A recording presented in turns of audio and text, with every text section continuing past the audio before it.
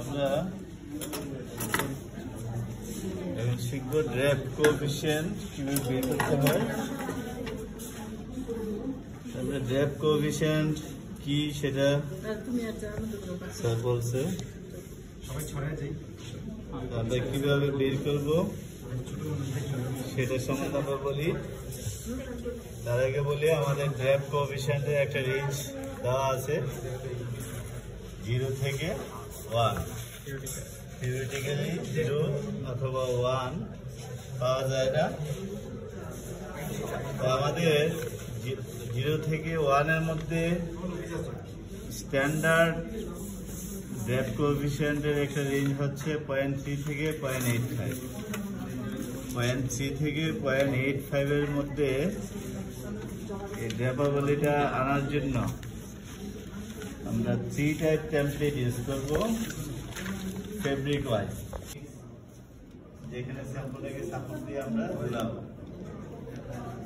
আমাদের এই যে স্ট্যান্ডার্ড রেঞ্জের কথা বলা হয়েছে 0.3 থেকে 0.85 এ আনার জন্য আমরা এই টেমপ্লেটগুলোকে সিলেক্ট করবো স্যাম্পল ওয়াইজ বলছি।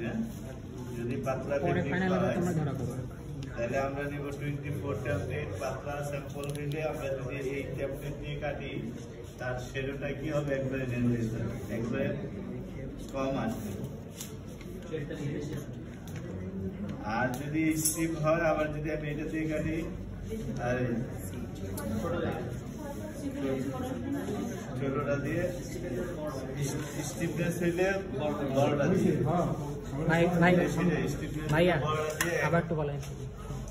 যদি আমার পাতলা ফেব্রিক হয় আমরা 24 টেমপ্লেট দিয়ে কাটবো। আচ্ছা ঠিক আছে।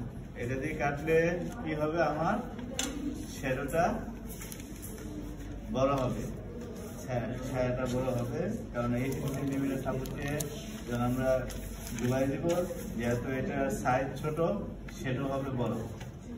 আর যদি আমরা 36 দিয়ে কাটি তাহলে এটার শ্যাডোটা হবে কি ছোট ছোট। এটা যদি পাতলা ফেব্রিক হয় কম হবে, আর যদি স্টিপ হয় বড় হবে। আর মিডিয়ামটা হচ্ছে আমাদের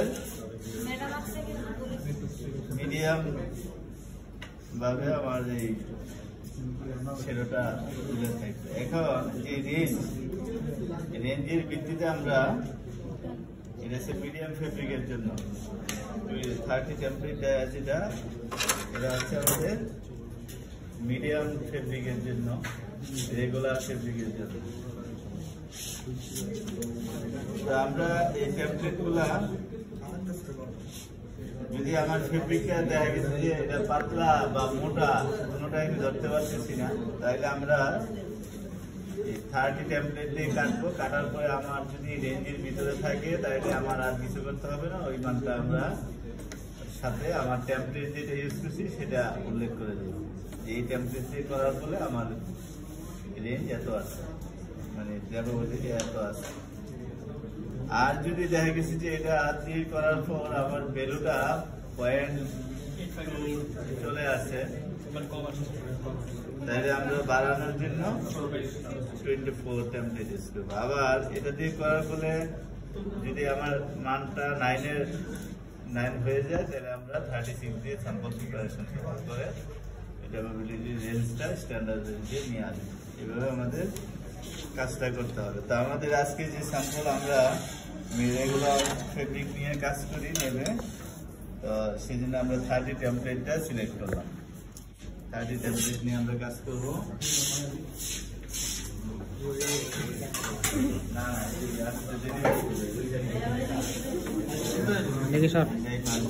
আমরা আমাদের আজকে টেমপ্লেট আমরা নিলাম।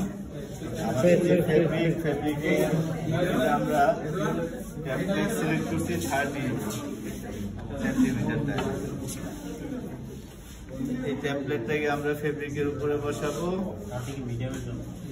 বসায়ে নরমাল ফেব্রিকেশন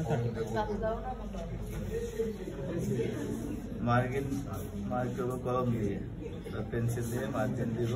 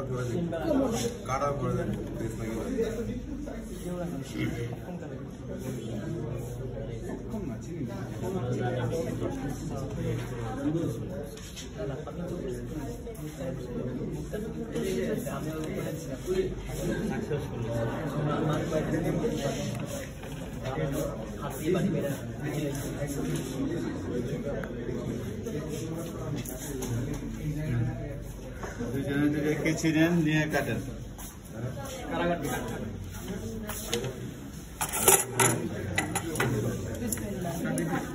মাঝখানে করে আগে না, হ্যাঁ তো মাঝখানে 2 ভাগ করে দিলে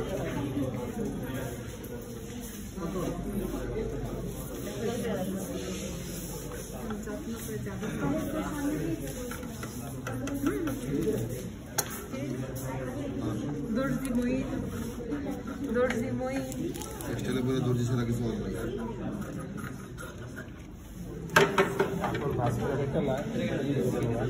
ডেস্কের উপরে জানবে কাটতে সুবিধা হবে, না ঝুলে সাপ দিয়ে কাটেন।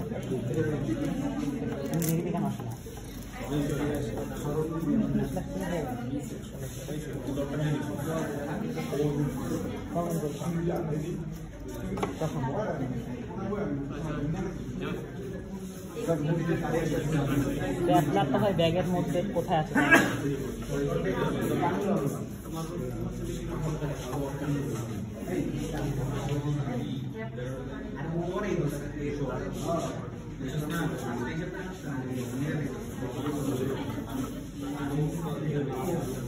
কোথায় নাই?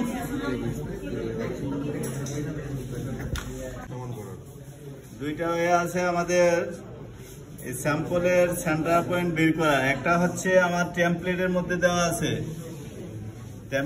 টেমপ্লেটে যদি আমরা খেয়াল করি একটা হোল দেওয়া আছে, যেটার মাধ্যমে আমরা পিন দিয়ে সেন্টার পয়েন্ট মার্ক করে নিতে পারি, অথবা আমরা 4 বাস করে স্যাম্পলের 4 বাস করে সেন্টার পয়েন্ট বের করতে পারি।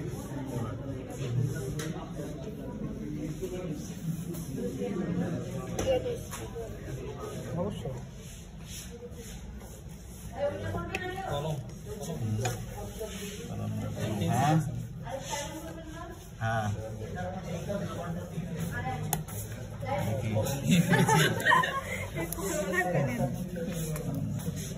হয় না তো ভাই, একটু সামনে আইবো।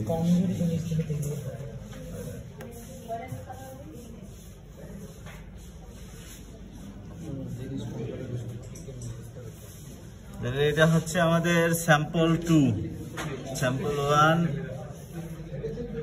স্যাম্পল 2, এটা হচ্ছে ফেস অটোমেটিক, ওইটা ব্যাগ স্যাম্পলের ব্যাগ। এটা এখন আমরা আয়রন করে মেশিনের উপরে রেখে আসি। এটা কি ফেসবুক চিনলাম কিন্তু বা একটা ধরে নিলে হয়, ওভেনে এত প্যারানের তো ব্যাগ করবে। আজকে জমা দিচ্ছি।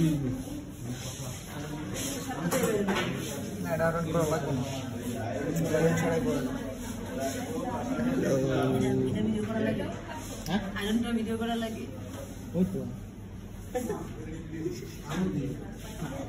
আয়রন করে এখন আমরা দেবো হলো কোথায়? এটা কি আর কি তেল কোটার মধ্যে সামথিং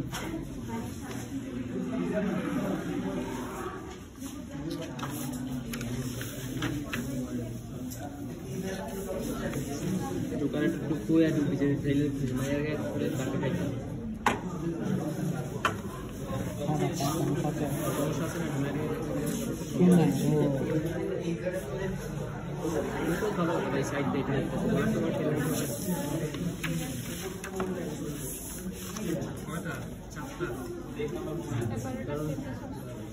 আমরা এটা তো আগে কেটে ফেলেছি। সবাই লিখতেছে।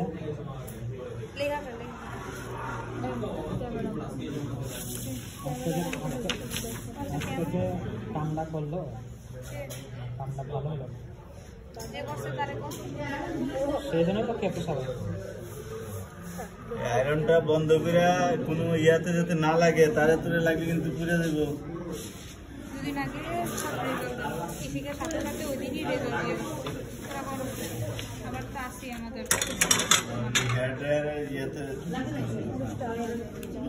আচ্ছা, এদিকে একটু আবার একটু ইয়া দিই আমরা, তাহলে স্যাম্পল আয়রন করে ওই যে মেশিনের উপরে রেখে আসেন, মেশিনের উপরে রেখে আসেন।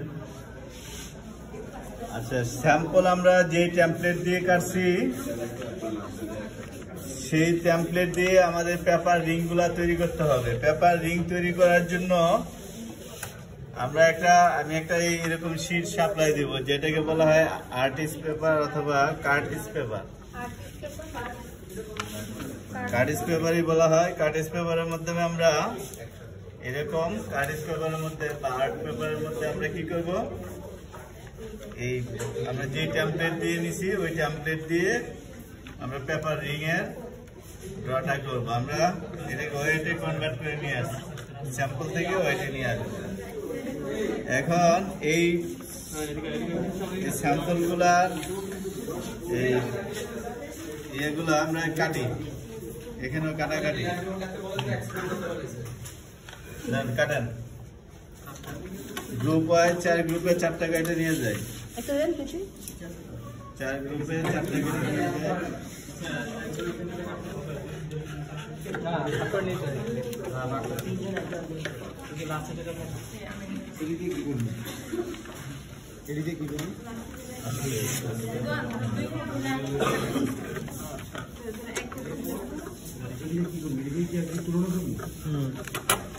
ওই যে প্যাটার্ন নিয়ে আমরা কাজ করছিলাম আমরা লাস্ট সেমিস্টার, ওইভাবে জিএসএম লেখা জিএসএম আমরা কনভার্ট করে নিচ্ছি। 4 গ্রুপে 4টা আছে। রাস্তাঘাটে লোককে ধরে কাটা না বাবা কাটো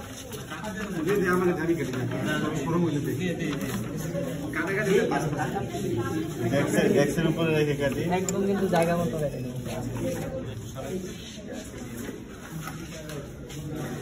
মুখটা একটু লিখো না।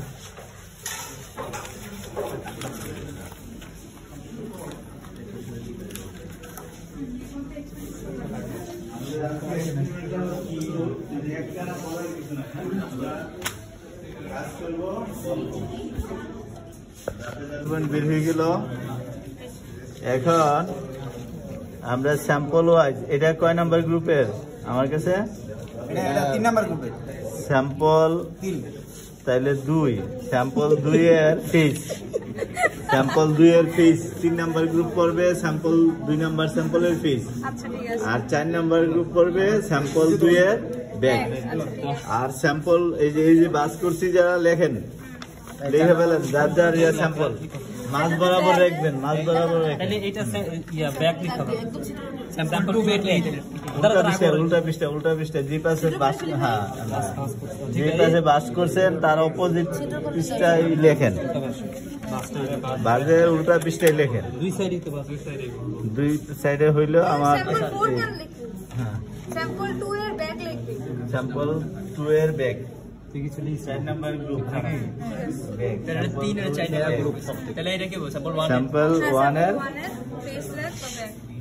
স্যাম্পল 1 এর ফেস লিখছস আর কবি না ব্যাগ তো ফেস লিখা। এখন আমাদের ড্র্যাপ কোএফিসিয়েন্টের যে ফর্মুলাটা আমরা যদি লিখি F = সবাই লিখে ফেলি যার যার group wise, WS - W small d, W capital D - W small d। আমাদের এই যে ফর্মুলা আমরা লিখলাম। এখন ফর্মুলা ওয়াইজ আমাদের যে ভ্যালুগুলা কিভাবে আমরা পাবো সেটা খেয়াল করি। W capital D, W small d আর WS, এই 3টা ভ্যালু লাগবে আমার ক্যালকুলেশন করতে, ম্যাথমেটিক্যালি ক্যালকুলেশন করে ড্র্যাপ কোএফিসিয়েন্ট বের করতে। আমার 3টা প্রজেকশনের মান লাগবে। এখন আমার এই পুরা যে আমরা যে শেপটা কাটছি সেটা হচ্ছে ডাব্লিউ ক্যাপিটাল ডি। এটার ওজন নিব, এটার ওজনটা হচ্ছে ডাব্লিউ ক্যাপিটাল ডি এর ওজন। এটার ওজনটা নিয়ে আসি, যার যার ইয়াতে রেকর্ড রাখি। ফর্মুলা অনুযায়ী ডাব্লিউ ক্যাপিটাল ডি এর ওজন নিই। এই 4 নাম্বার গ্রুপটা আগে যাও।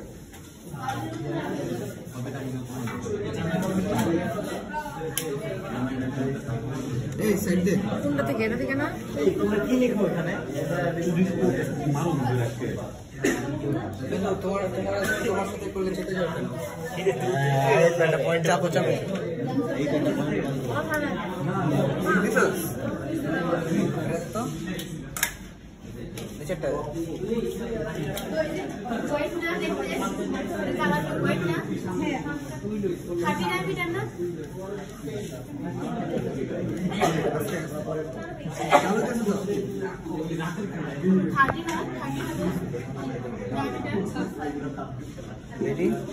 আমরা ফেব্রিকটাকে জোড়াই দিব, প্রজেকশনটা নিব। প্রজেকশনটা যেটার মাধ্যমে আসবে, তা আমাদের সাপোর্টিং ডিস্কের ডায়া হচ্ছে 18 সেন্টিমিটার ডায়া। এটাকে যদি আমি 18 সেন্টিমিটার ডায়া কাটতে চাই তাহলে 9 রেডিয়াস ধরে আমার কাটতে হবে।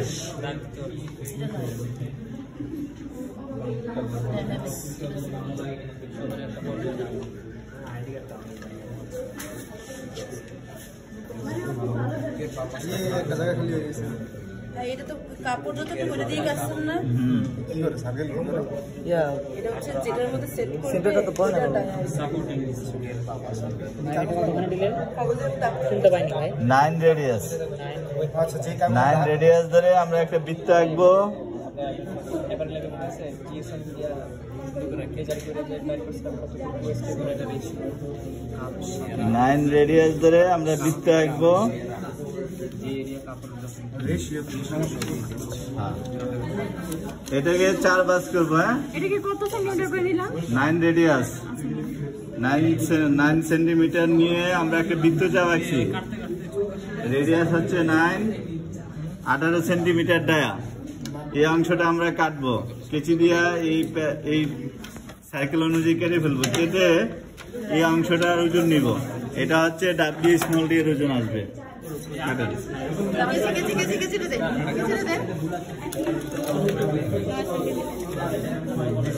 স্যাম্পলটা দেওয়া হবে, স্যাম্পল ওয়াইজ আমরা টেমপ্লেট সিলেক্ট করব।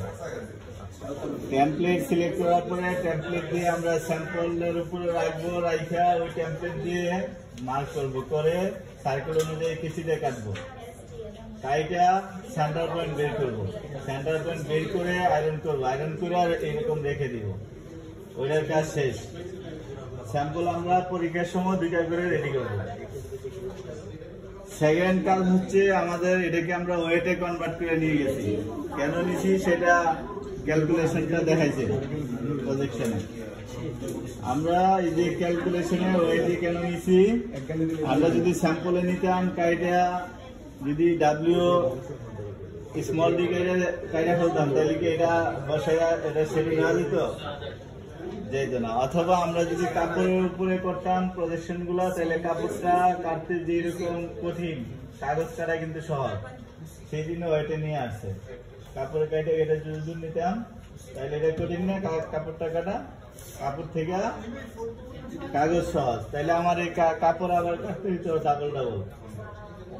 আমরা ওয়েটে নিয়ে আসছি কাগজে, জিএসএম, একই জিএসএম পেপারের উপরে আমরা ক্যালকুলেশন গুলা করবো। আচ্ছা, এখন কাগজের মধ্যে আমরা 4টা একটা শীট দিছি। পরীক্ষার সময় কিন্তু সেম, ভুল করলে কিন্তু আর শীট দিব না। এই একটা শীটের মধ্যে আমরা 4টা ফেস ব্যাক 4টা পেপার রিং ড্র করব। তাহলে পেপার রিং ড্র করছি আমরা এরকম।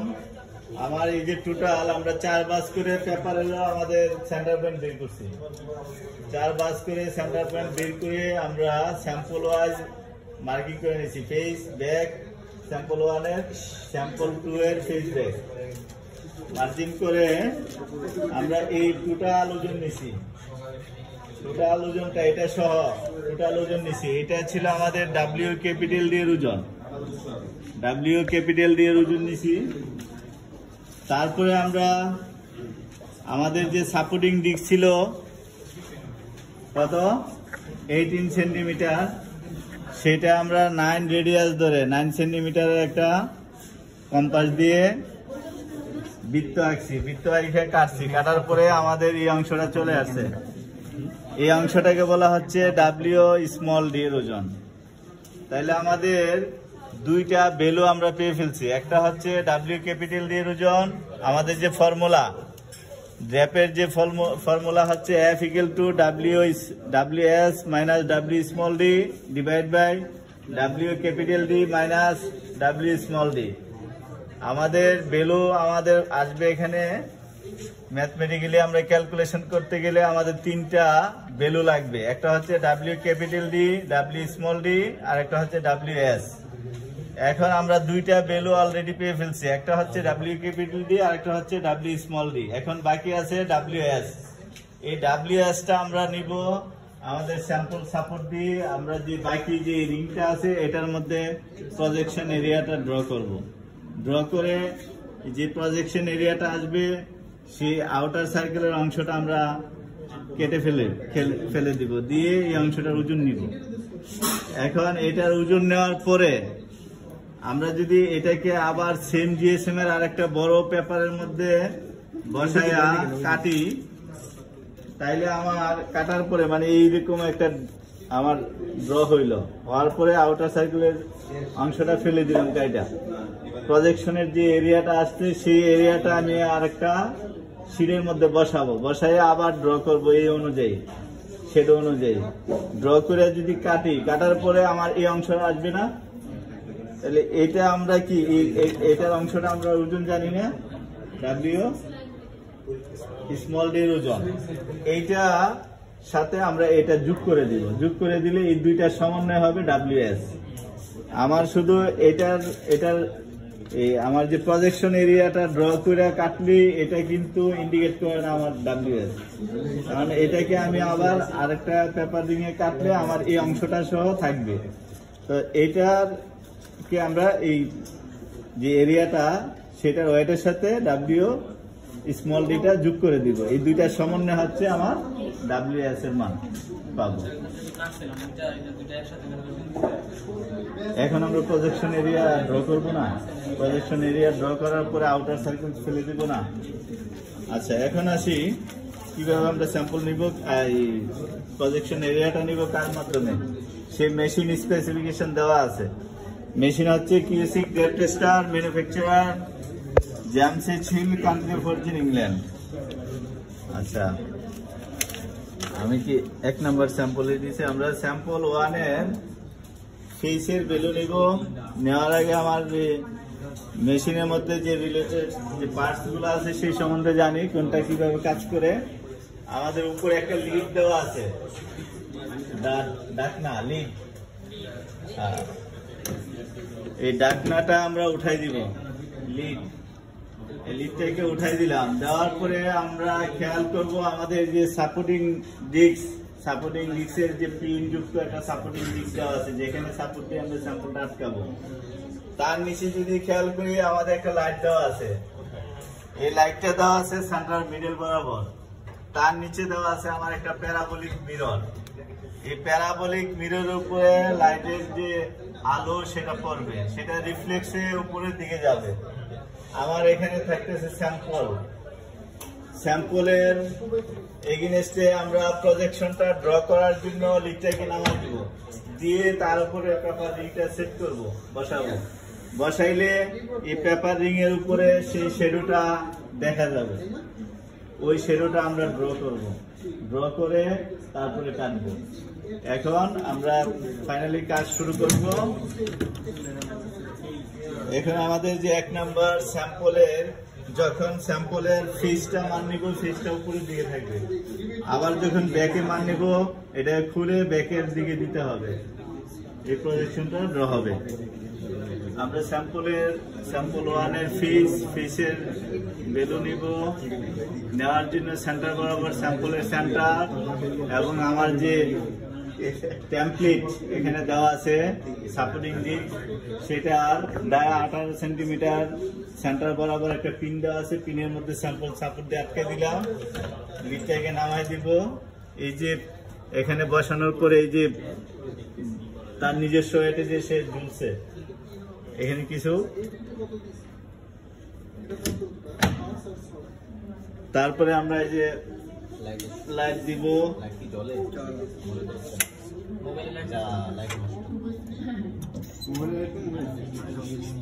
তারপরে আমরা যদি খেয়াল করি আমাদের উপরে যদি খেয়াল করি ক্যাপাবিলিটি আছে, স্যাম্পলের যে শ্যাডোটা কি আকারে আছে, এটা ওই শ্যাডোটাই আমার পেপার রিং এর মধ্যে আমরা দেখতে পাবো।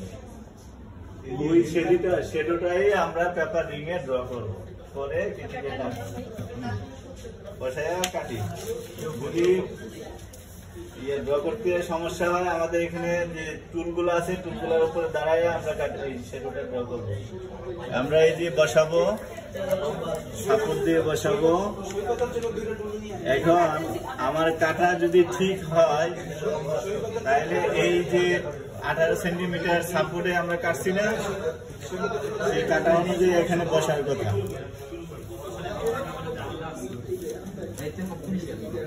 একটু ছোট হয়ে গেছে, মানে বসে না, অসুবিধা নেই, আছে তাই।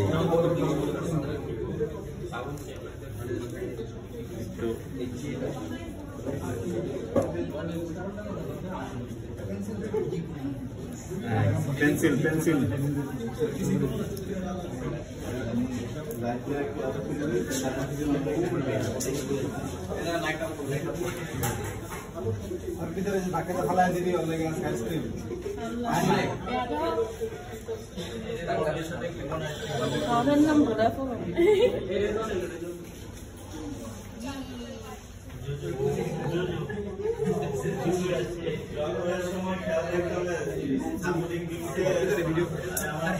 প্রজেকশন এরিয়াটা যাতে ইয়েলা হয়ে যায়, ঠিক না হয়ে যায়, ওই হাত দিয়ে সাপোর্ট দিয়ে ধরে রাখবো। আর আরেকজন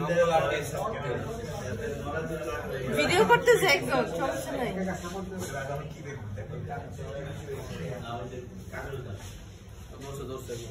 কে ধরেছে?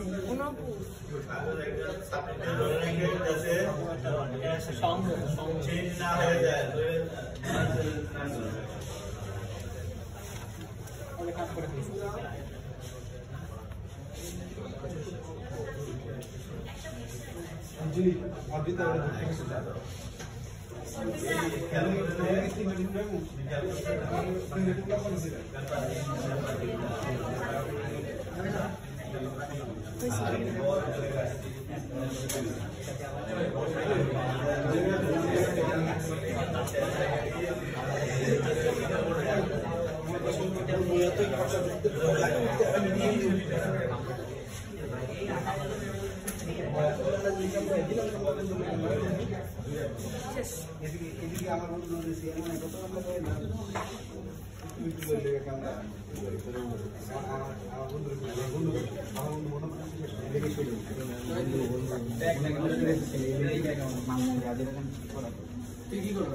ব্যাগ কে নিবে তাই